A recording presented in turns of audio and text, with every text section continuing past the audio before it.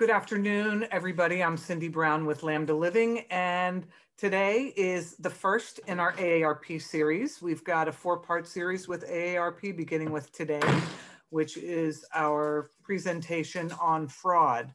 So I would like to welcome Deborah and Ty, both volunteers for AARP, who are going to share with us some great information on how to keep ourselves safe, our money safe, there are a lot of scams going on, especially since COVID happened. So we just want to let you know about some new scams coming up and how you can be prepared so that you don't become a victim.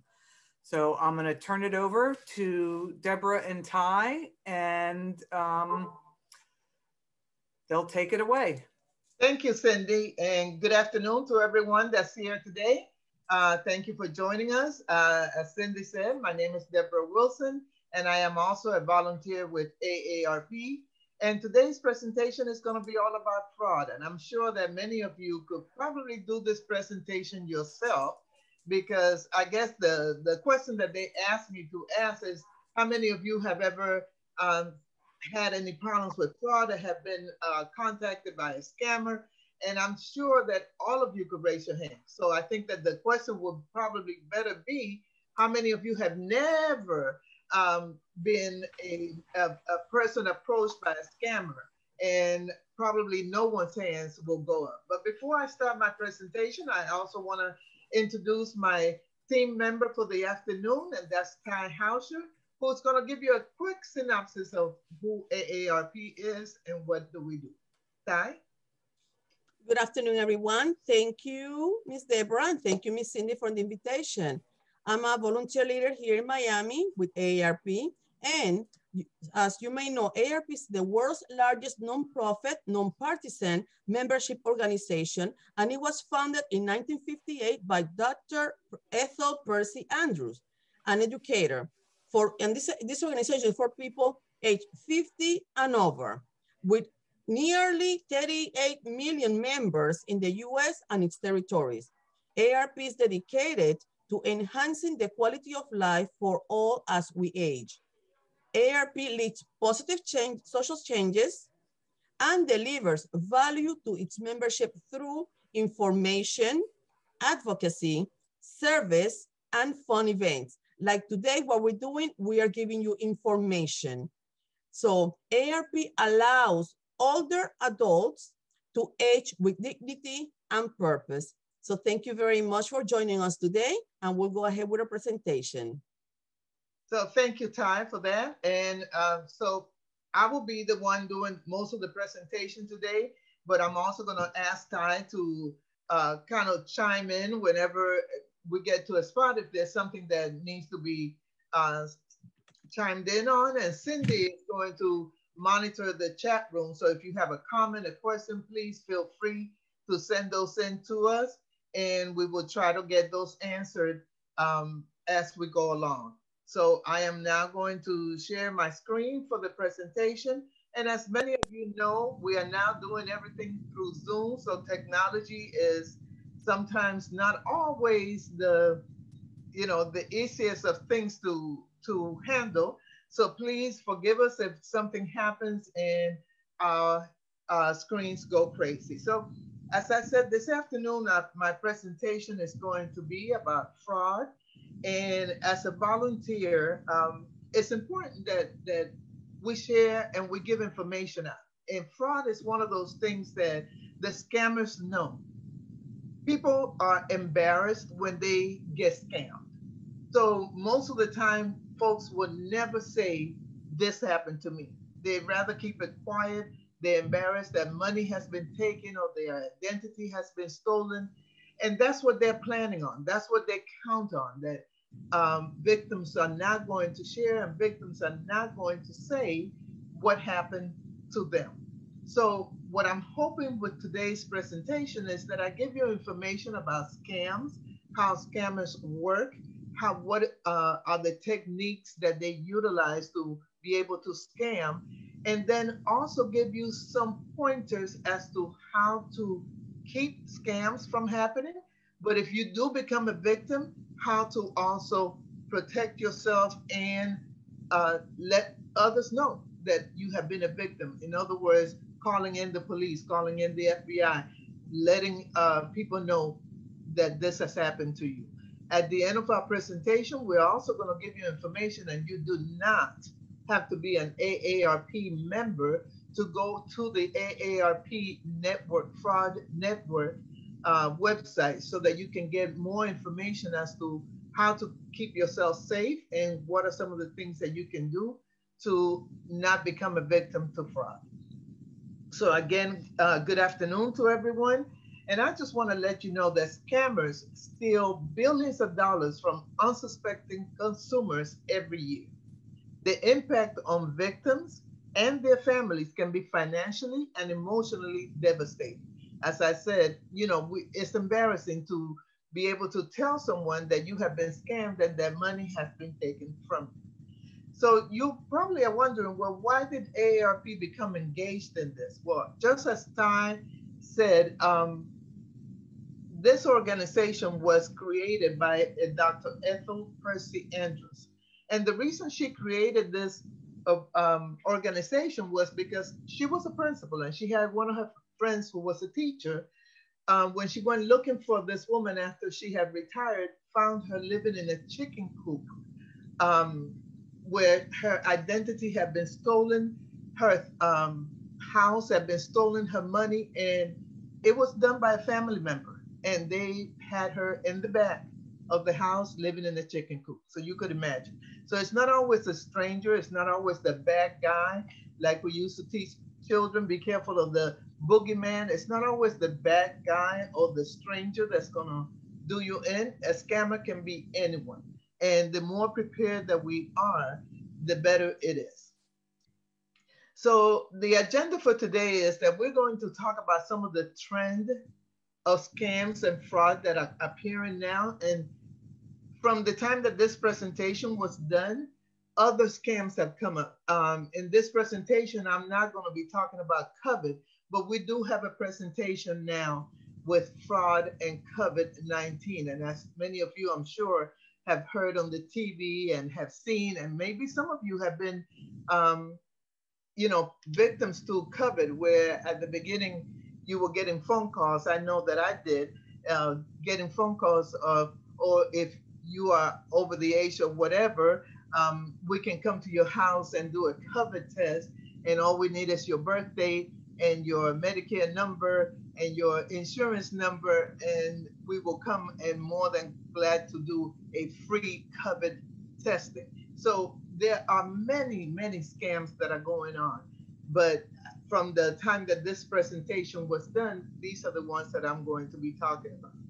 I'm also going to go over the con artist playbook, and that is going to give you a kind of an insight as to what is it that the con artists use in order to get you to, give up your money, give up your identity, give up part of you so that they can utilize it and make gains from it.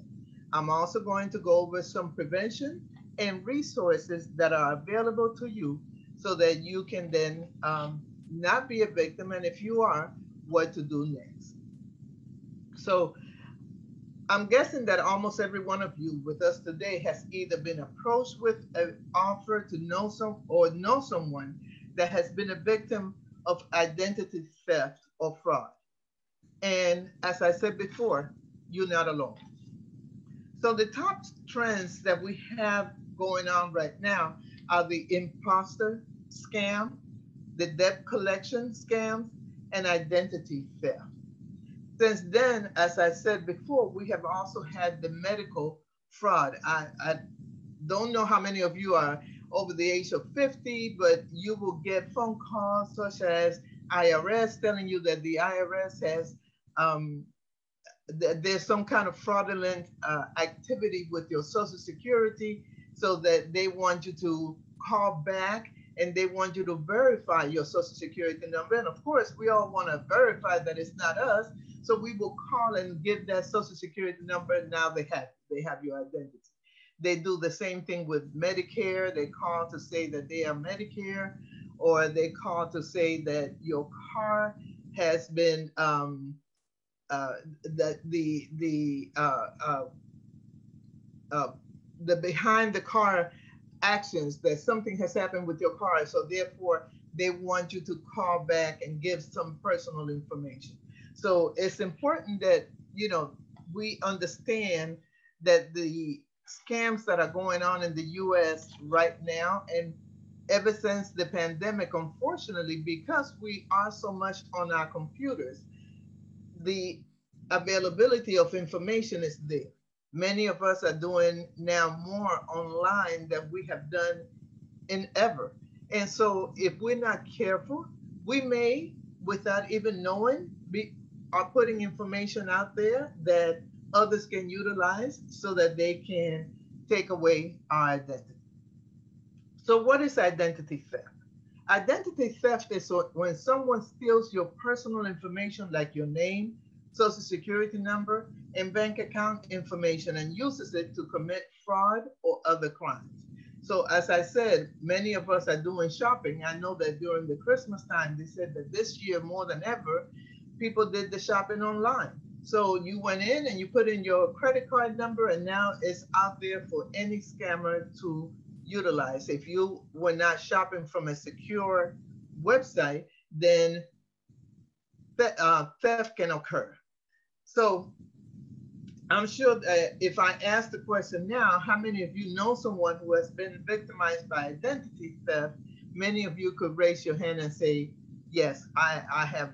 My aunt, this happened to her, or my niece, or my brother, or my sister, or myself, that an identity has been taken. I know that I personally had a couple of years back when I looked at my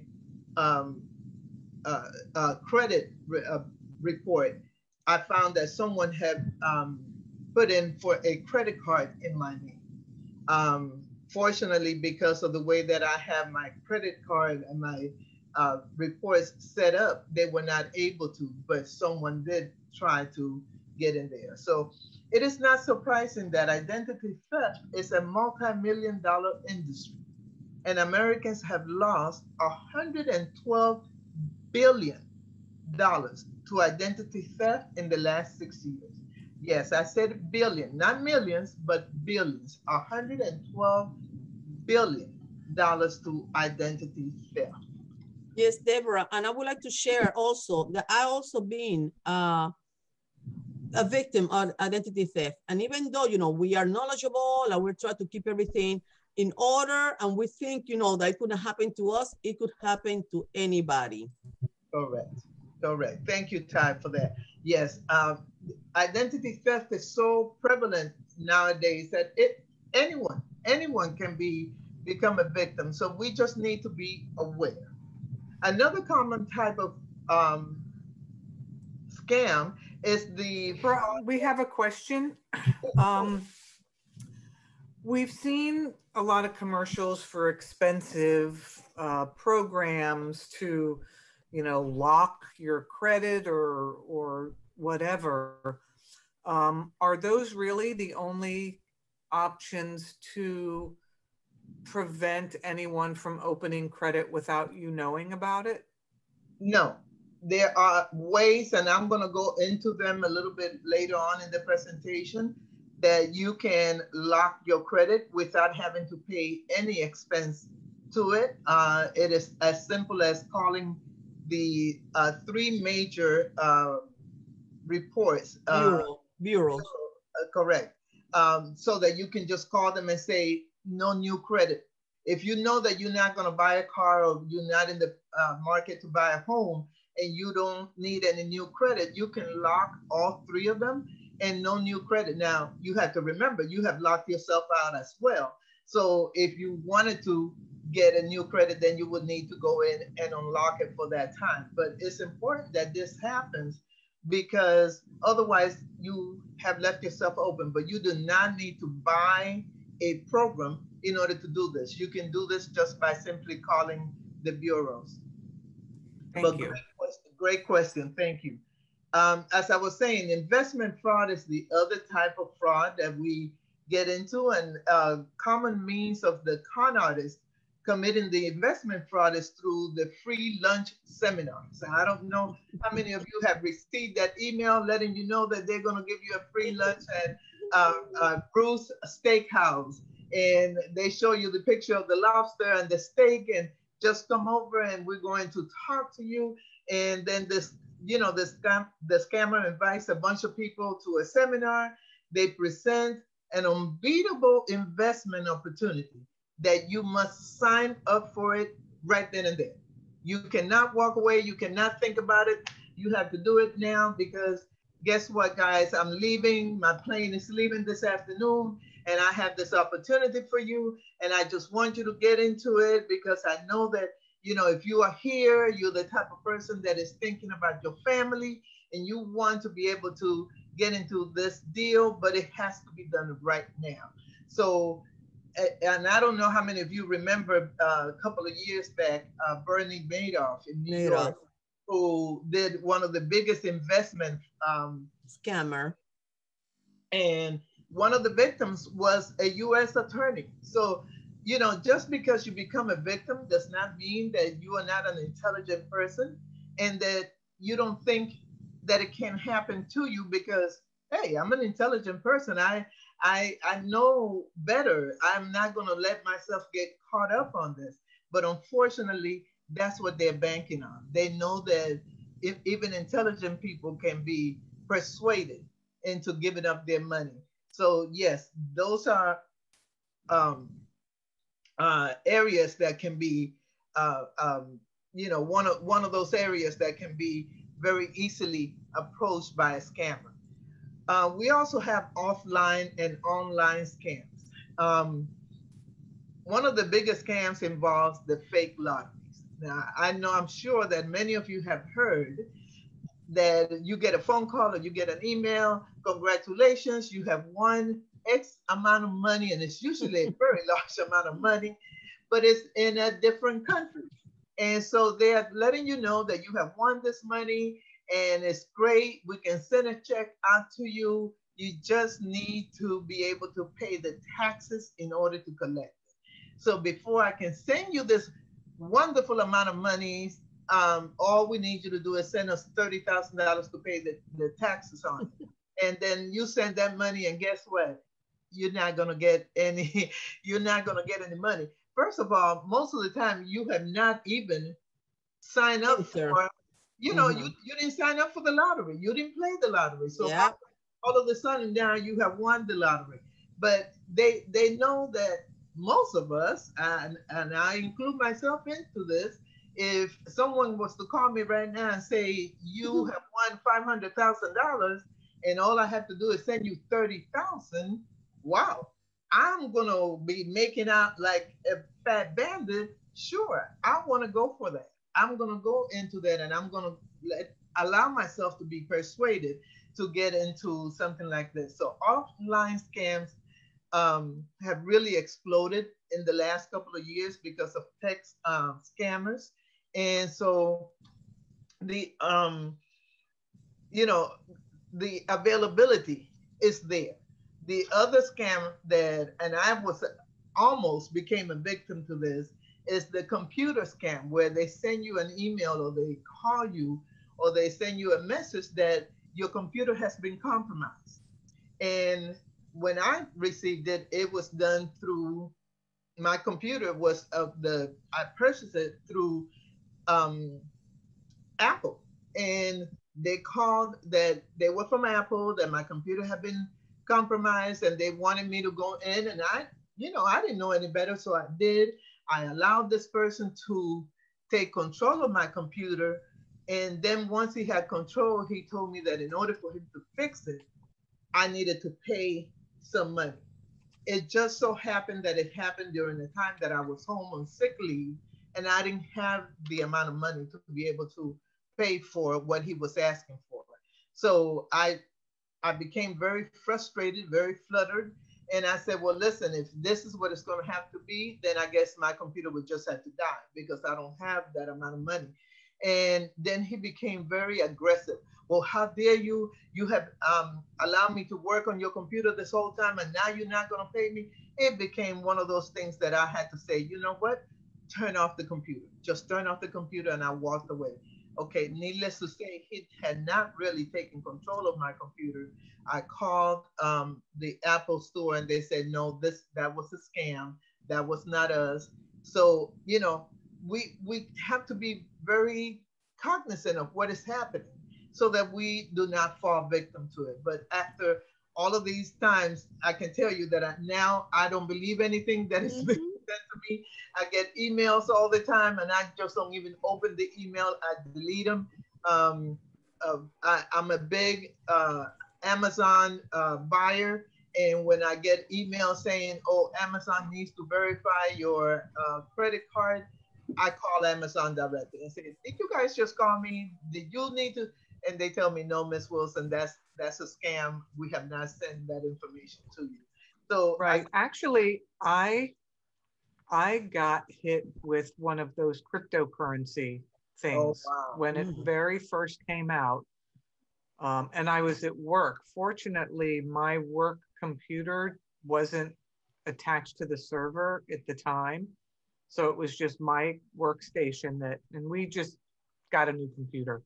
Wow. So it's serious. And I consider myself savvy, yes, more, you know, and so you just have to really, really be aware. I mean, I'll never let that happen again, but it's just, you never know when it's happening. And I would like to add also, we have to be very careful about clicking on some links. Yes. Because that's how they get you to. Yes. You know, you have to be. That's how they got me. Yeah, I see. As a matter of fact, today I have received 2 text messages from numbers that I don't recognize with a link. Yeah. You know, for me to click on, and I'm like, no, I'm not clicking on this link because I don't know who you are. I don't know why you would send this to me. But you know, again, it's one of those things that you have to be cognizant and you have to be constantly aware, because if you get a message, you assume, and sometimes they use numbers that are very similar to phone numbers you already know. So you click on it without even knowing, and now they have taken control over your phone or control over your computer. So, you know, it's easy to see a scam after the fact, but how do cons make it sound so good that you fall for it? Because you say, I'm an intelligent person. How did I fall for this? So we want to get into the mind of the con artist. Let's look at the con artist playbook, just so that we can see how is it that they did this. And so you probably are asking yourself, well, where did they get this information from? Well, they got this information from con artists that are sitting in jail. And they, you know, as part of their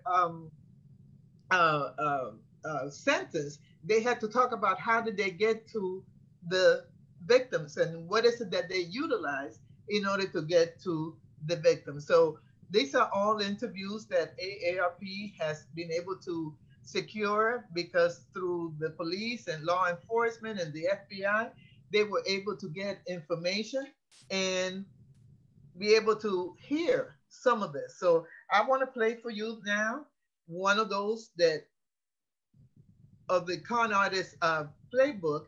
And a lot of people are getting phone calls like this. So I want you to just hear this.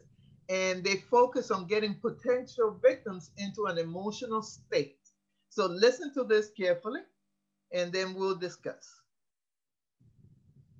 If you don't want to make up your mind right now, that's where I come in. I will make up your mind for you. Anyway, I said I would not call unless it was a rare and definitely undervalued situation. Are you familiar with the $2.50 Gold Indian series? This is enough money for you to go to your grave knowing that you went and did the right thing, and you can go and meet God with a clear conscience.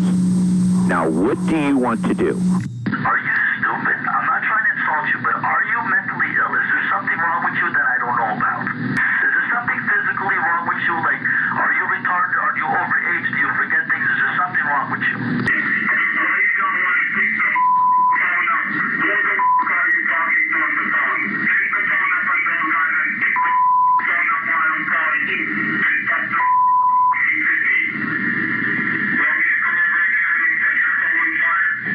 You'll You'll never, ever be anything.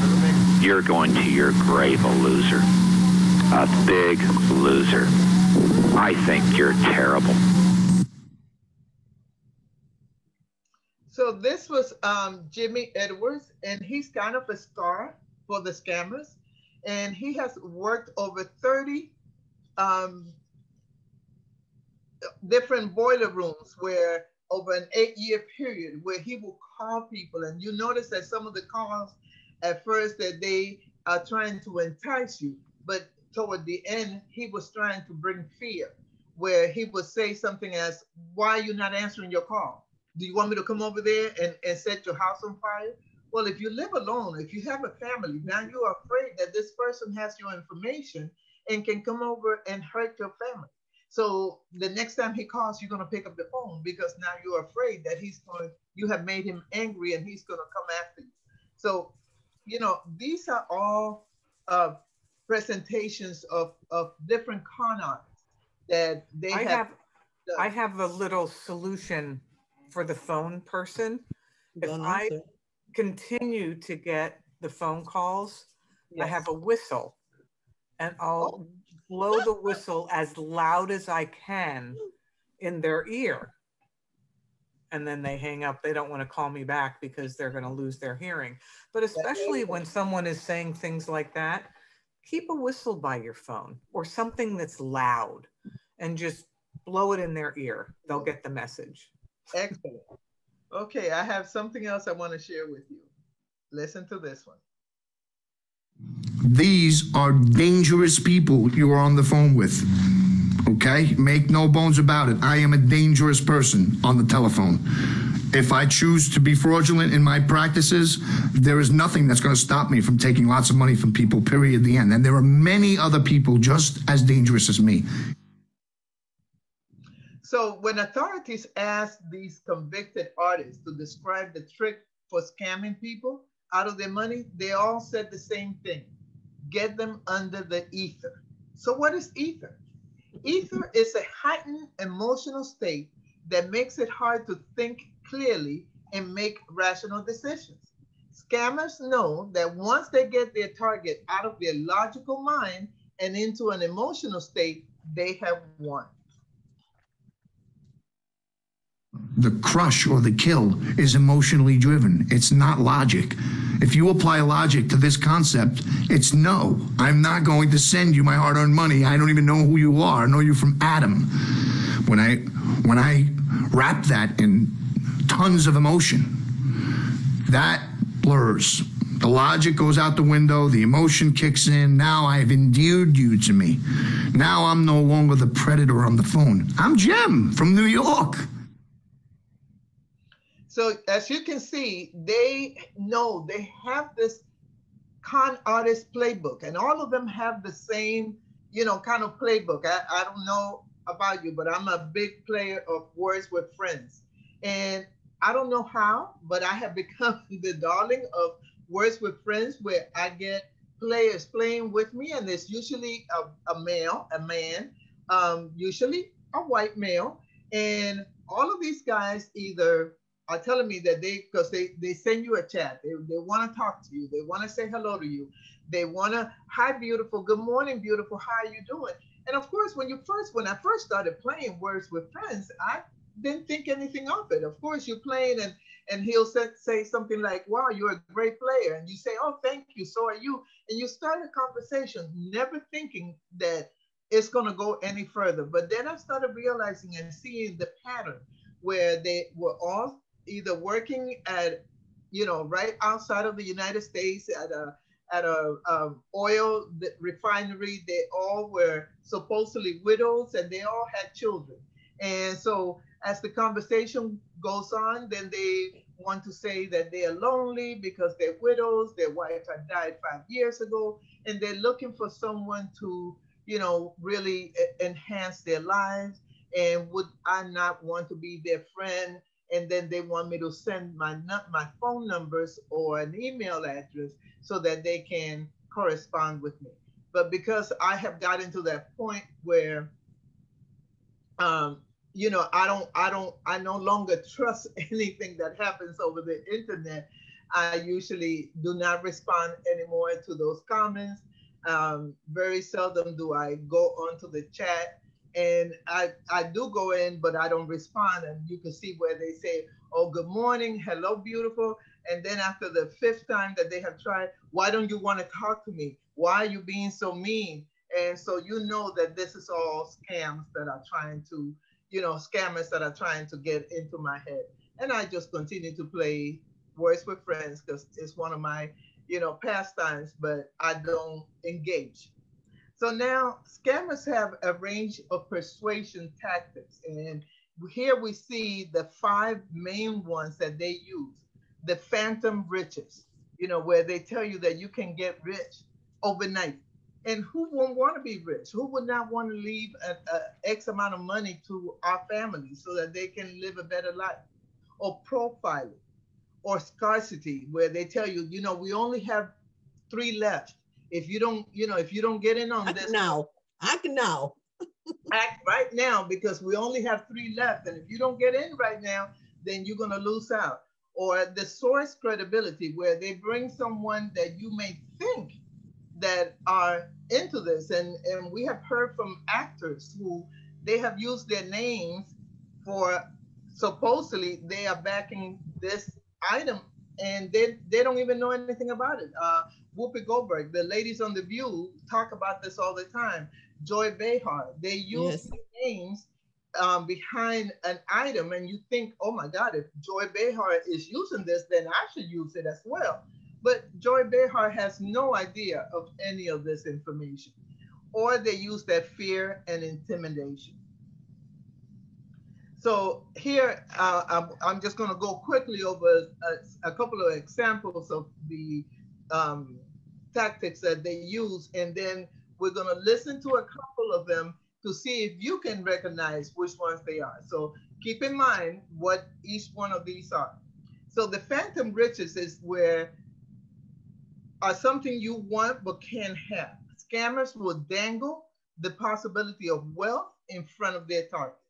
So their number one tactic on the cover audio tapes of scammer pitches, where the con artist will tell you about an overpriced coin that you could get, that it's going to be cheaper, and if you buy it and you can sell it, and you're going to be able to make so much money, and then in 2 years' time you're going to be able to recoup all the money back that you have purchased. But your investment.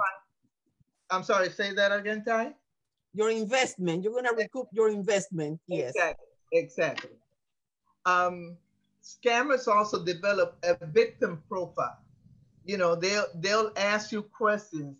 How long have you been married, or how long has your husband been deceased? And they know to find people that kind of fit that profile, so that they can use that information in order to get you in. And you say, but how did they know that my husband had just died? Very easily. If you post it on the news, in the newspaper, then they have your name and they have your husband's name, and they know that you have just lost your husband, or that it happened a year ago, and that you may be feeling kind of lonely because that person is gone. So they use information to get information from you. Go ahead. Okay, you don't even have to put it in newspaper. Nowadays, everybody is putting stuff, posting on Facebook and Instagram or whatever. So the con artists, their job is to look at all the information and gain the information from you. So that's why you have to be very careful about posting. Like example, like if you're leaving home, or you're going here, or you're going there, or again, they can say, today I am the 5th anniversary of my husband's death, or whatever. They're there to fish all that information. Correct. So, we have to be mindful. And if nothing else you walk away from this presentation today, is to be mindful of how we conduct our lives and how much information are we putting out there for others to gain. Another one of the con artists' persuasion tactic is scarcity. How many of us have ever seen a going out of business sale, where you see this going out of business and you're thinking, oh my gosh, they're going out of business, I have to get For a year it's been going out of business. Yes, Yes. For years they've been going out of business. And sometimes they do go out of business, but still they try to get you in. So when you think there's a limited supply of something, you rush to go get it. So the con artist will try to paint a picture that what they have to offer is rare or available only for a limited time. So therefore you need to get out here and you need to get it now. Okay. It's the same thing with some of those things on TV. You know, the first 50 callers will get X, Y, and Z. Well, exactly. But then the crazy part is that they tell you this is only available for the first 50 callers, but you see it for weeks. It's been playing. So you're thinking, okay, either 50, you haven't gotten 50 people to buy into this, or is it really only for the first 50 people that are going to get this? Because I saw the same advertisement a month ago and you still have yeah. Or if you call within the next 10 minutes, and I'm like, well, how do they know the commercial just aired? So how do they know if it's in the next 10 minutes? But yeah, those and are if you notice ways to hook you. Yeah, most of those commercials come on when late at night, when we're not really thinking correctly, but you see something that you think, oh wow, this is really good. And I'm one of those people. I want to shop late at night. I want to get the good deal, but then you start to wonder, well, how did they know that this commercial just came on? Are they sitting there thinking the next 10 minutes? No, this is just a tactic that they are utilizing in order to get you to go in. The other persuasion strategy that they use is the source credibility. So the con artists often strive to build credibility by using a well-known celebrity, appearing successful, claiming affiliation with a reputable organization, or touting a special credential or experience. The IRS is perhaps the government agency most commonly mimicked in fraudulent attempts to get your personal information. So like I said, I get phone calls almost on a daily basis telling me that it's the IRS, that there has been a problem with the IRS, so the IRS has a warrant out for my arrest. And I used to engage until now, I don't even answer the calls anymore, but I used to tell them, well, if you have a warrant for my arrest, come get me, because that way somebody else will have to cook for me and I don't have to cook today. And of course, they didn't think it would be funny, and they would tell me, ma'am, this is not funny. This is the IRS, and we're coming to get you. And I would say, just make sure that the guy that comes to get me is a cute guy, because I haven't been on a date for a while. So, send me someone cute. And of course, they will hang up the phone. I love it. They tell you, do not engage them. Just hang up the phone and get out of it. But, sometimes you just have to play with them a little bit. The last one that we're going to talk about is the fear and intimidation. Once they get a hold of a victim, then they want to kind of give them that fear that, hey, if you don't do this, if you don't act right now, something bad is going to happen. So I have a dear friend, she has passed away since, but she got a phone call one day that her grandson had been arrested in another state. And she knew that the grandson was traveling. So when this happened, of course, she believed that it could have been him. And they told her that she needed to pay $3,000 in order to get him out on bail. And she was going to get them her bank account information. It just so happened that her daughter, the mom of the young man that was supposedly in jail, came in right at the moment. And she's like, Mom, what is going on? And she says, oh my goodness, Billy is in jail and they need $3,000 to get him out. She said, Billy is not in jail. I just got through talking to him. He's fine. And of course, she picked up the phone and said hello. And when the person heard, the exchange between mother and daughter, they hung up the phone. But had her daughter not walked in right at that moment, she would have given them the bank account information. And I'm sure that they were not just going to take $3,000 from her. They probably would have emptied out her bank account. So fear is one of the other strategies that the con artist utilizes in order to get people to buy into what they have. So let's do a little bit of a practice just to see whether you guys have been listening to what I've been talking about, and let's hear whether you can figure out which one of the persuasion tactics is being utilized. Now, John, back in 1860, from the Philadelphia Mint, there were 22,675 of these coins minted. Of those 22,000, only 4 have survived. Only 4, for God's sakes. Just 4 remain at this grade. So which tactic do you think was utilized in that one? Put your answers in the chat. Okay, do we have or the comment section? Sure. If you want to go in and put in what tactics you think that they would utilize. We have the riches one, like the phantom riches. Right.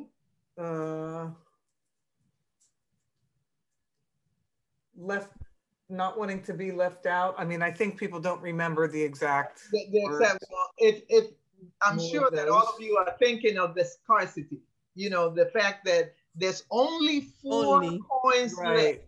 Right there, that lets you know only 4 out of 22,675 coins, only 4 are left. So you start panicking because you're thinking, oh my God, it's only 4 and I can get into this. So the AARP has a note here that says gold coins are not regulated very well in the United States. So that's one that you really have to watch out for. So when they tell you about gold coins, you may want to, you know, kind of take a second look at that. Okay. Can you read through that list of persuasion tactics so that just to refresh people's memory? I was gonna put it in the chat. We have persuasion tactics, we have phantom riches, profiling, and scarcity. Okay. So I'm gonna put phantom riches, profiling, and scarcity.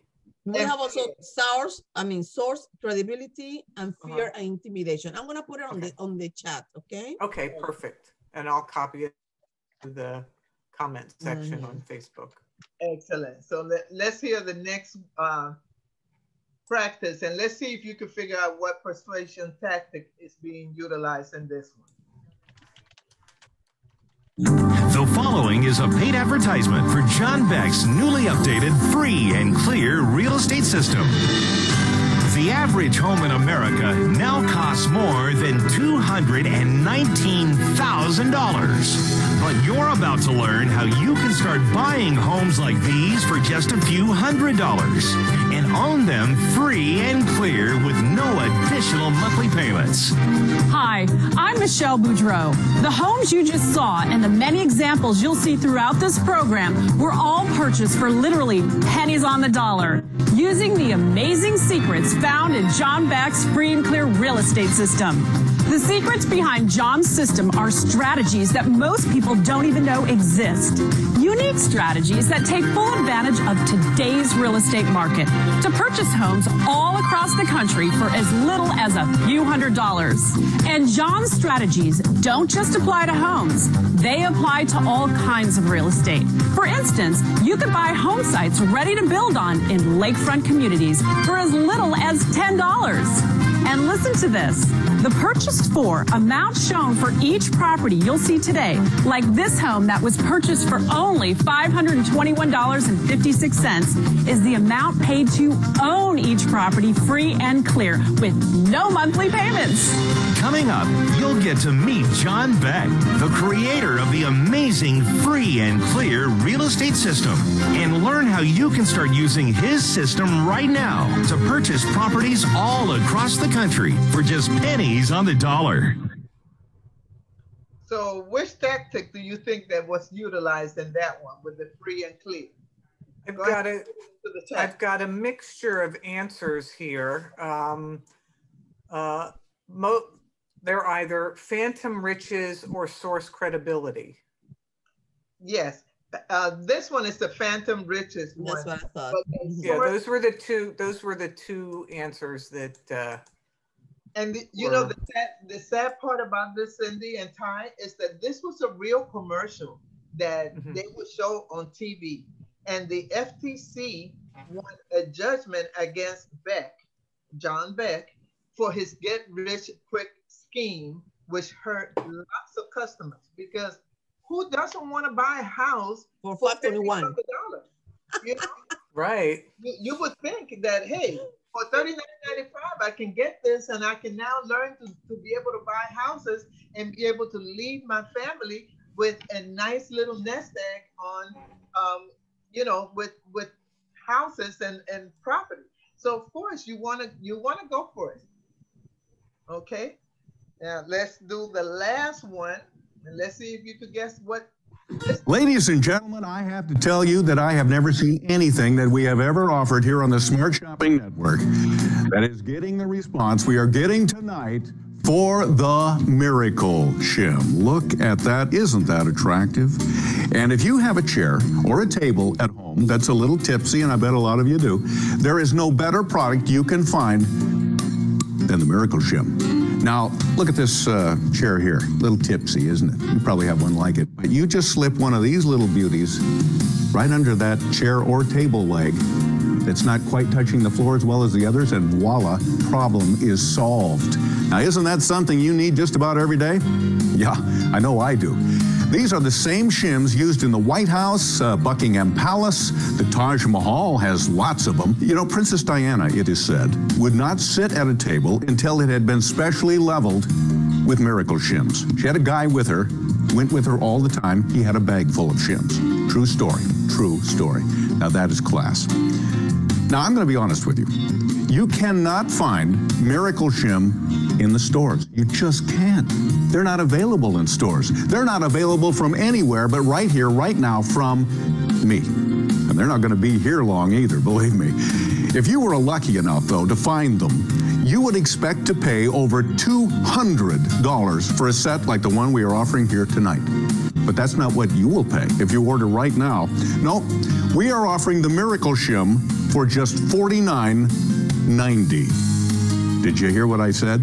Or 5 easy payments of just $9.98. Now that is more than half off the list price. And again, it is just $9.98 regardless of whether you want the cedar, the pine, the oak, or the hickory. Now that is just unreal.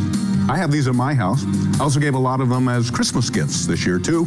My mom loves hers. You know what? She got the cedar set, and she doesn't have any more tipsy chairs or tables. She also doesn't have any more moths. Okay, I'm told the hickory now is really selling like hotcakes. So let's take a look at the counter, and whoa, my goodness, over 12,000 sold just since I've been on the air. These sets sold out completely last time we had them on the air, so I'm not surprised by that.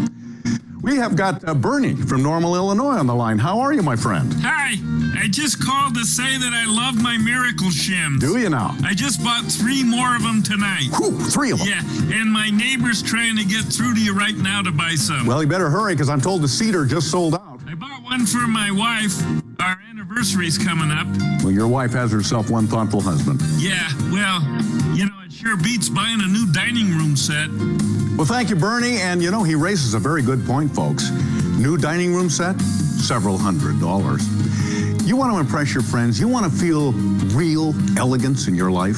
For only 5 easy payments of $9.98, as the kids say, that's a no-brainer. But I'm being told now the Miracle Shims are all sold out. They are all gone. Except, you know, for this one here, under the chair. Oh, wait a minute, I just thought of another one we've got right under the table here.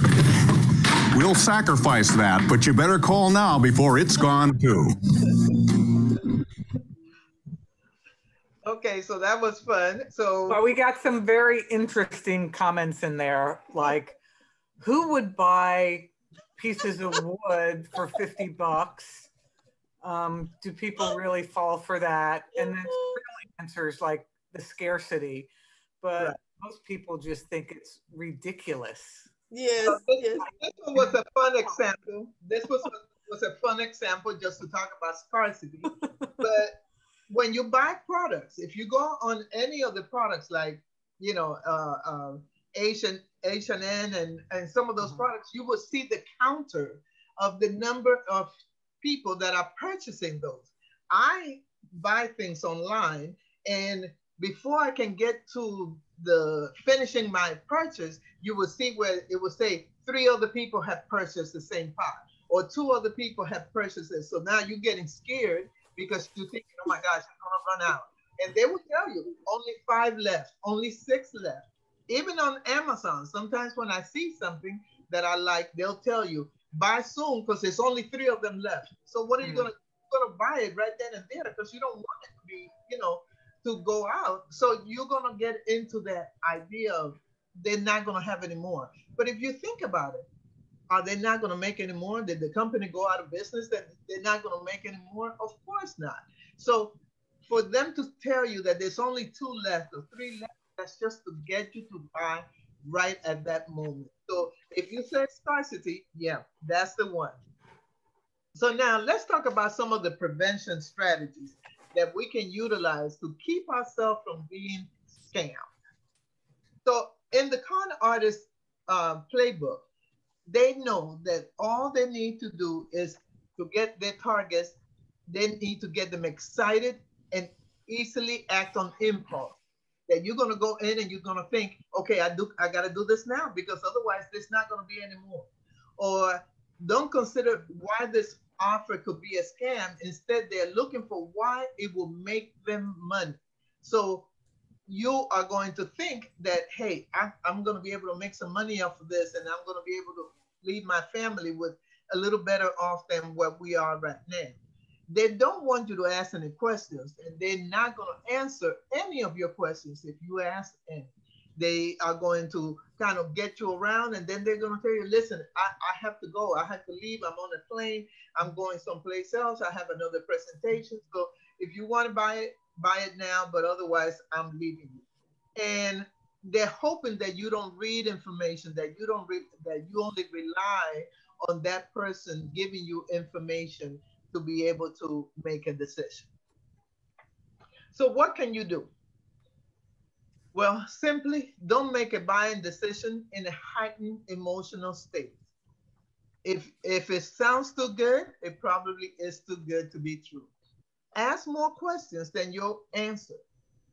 So if they can't give you any information, I remember back a couple of years back, I was given a free weekend down in Key West and all I had to do was sit through a 30-minute presentation on what do they call those? When you buy into an apartment or a hotel. Yes. And you get it for X amount of time. Well, after I went there, I knew I wasn't going to buy anything. Well, the timeshares. Thank you.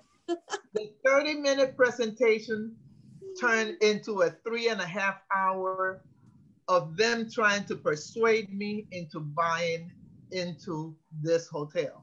And I kept saying no. And they kept saying, well, what if we do this? And I kept saying, listen, I'm not going to buy this. Well, let me get my manager here. Let me get this other person. 3.5 hours until I finally said, I've had enough. I'm getting up and I'm walking away. And you can't stop. And so, you have to be mindful that these are the tactics that they use. Don't let the salesperson control you. You control the situation. And you need to develop a refusal script to stop unwanted interactions. Just like Cindy said, when you get that phone call, blowing the whistle, or even getting, having already a script where you're going to say, I'm sorry, I can't talk to you right now. I'm sitting here having tea with Officer Brandy. Goodbye. So it's important to know how to get to be able to be assertive, to protect your information. You need to know how to monitor your bills. And I can honestly tell you, I am not good at this one. Monitoring my bill and my financial accounts. My daughter says, Mommy, that's because you apparently have a lot more money than I do, because my daughter would know if a penny is missing from her account. And she will call you out and say, wait a minute, this was supposed to be $5.97, and you charged me $5.98. She is awesome with this. I'm not. Check before you invest. And there's a website there that you can see, http://smartcheck.gov, where you can check to make sure that what you are investing in is a legal investment. And then watch over your credit reports by going into your annual credit report and asking for them. What another one of our volunteers who does this presentation, and she gave me a very good idea. You know, there are three major credit bureaus. Credit bureaus. And she said, instead of getting them all at one time, you should get one every 4 months, because this way you have a whole year to monitor. If you get them all at one time, let's say that you ask for all reports now in January, well, anybody could get into and do something in July and you will not know again until next January. But if you do it one every 4 months, then you have, you know, all throughout coverage. You have coverage, and you are kind of looking at what is happening with your information. That is a great idea. You know, I didn't think about that. Yeah. That's super. That's Doris for you. So under the Social Security and personal information, please do not carry your Social Security card. Most of us know our Social Security by heart. That Social Security card should be, you know, put away somewhere in your house, or even at a bank, at a box, or somewhere where no one can get that information. Because once somebody has your Social Security number, they pretty much have your whole identity. And also, Deborah, Social Security, the card, it is not intended for identification purposes anyway. Correct. So you shouldn't be carrying it with you. You should not be carrying that at all with you. Keep a copy of your credit cards, the front and the back of your credit card. So in case it is lost or stolen, because if someone was to steal your credit card right now, are you going to remember? Are you going to know that number that you need to call in order to stop it? No, none of us have that number memorized. So it's important to have a copy of your credit card, because we do walk around with our credit card. We have it in our wallets. What if our purse is stolen? Now they have that information with them, and it will be hard for you to call. As far as monitoring your bills and your financial accounts, as I said, you need to review your monthly statements carefully. And like I said, I'm not that great at this. I have to remind myself. I have a reminder on my phone to go in and review my monthly statements, especially now that I'm retired. I don't have as many bills coming out of my my account. So, you know, I kind of sometimes forget to go in and review. You were saying something, Ty? No, I was repeating that. What you saying?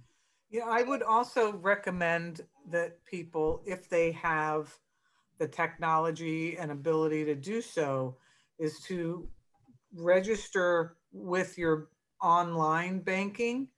That way you don't have to wait until your statement comes. Correct.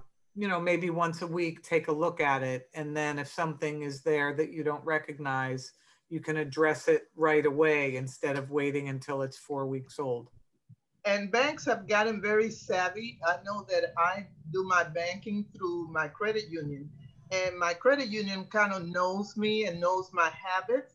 So one day I got a phone call at 7 o'clock in the morning asking, Miss Wilson, are you at the, this was prior to the pandemic, because now I don't do any shopping, but they wanted to know if I was at the Publix in Kendall.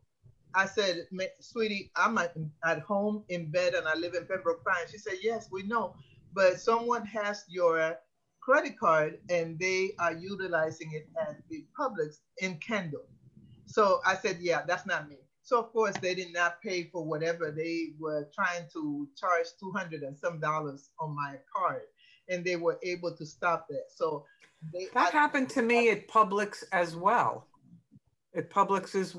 And when I spoke to the bank, I said, you know, they didn't get the groceries, did they? And they said, yeah, they got it, but you're not going to be charged for it. And I was so mad. I mean, why are you texting me with an alert and asking me to respond right away if you're just going to let this person walk out the door? So, well, in my case, they stopped them and they did not allow them to charge anything to my card. So, yeah. Also, if you're going to travel, if you're planning on traveling, call your credit card and let them know that you're traveling and for how long you're going to be traveling, especially if you're going elsewhere. Why? Because and where you're going to, all the places that you're going to. Correct. Because if not, they either will stop you from being able to utilize it, or once you have utilized it, then that wherever you are, they can steal your information and continue to use it, even though it's been weeks and you have been back from your vacation. So you want to let them know, listen, I'm only going to be going from this time to that time, and it's only going to be, I'm only going to be here and I'm only going to be there, so that your information doesn't get away from you. You're looking on the screen, as I said, the annualcreditreport.com is a place that you can get your free report, or you can call that number 1-877-322-8228 to be able to get some information. Also, protect your personal identification numbers, your PIN numbers, your passwords. Don't carry those around with you. And if you do make passwords, do not make them easily. And I know a lot of people like to, we all want to utilize numbers and words that we are going to be able to remember. But think about it. If you make it easy, then the scammer is also going to be able to figure it out. So if you use your birthday, they know they can get your birthday from other sources. From Facebook.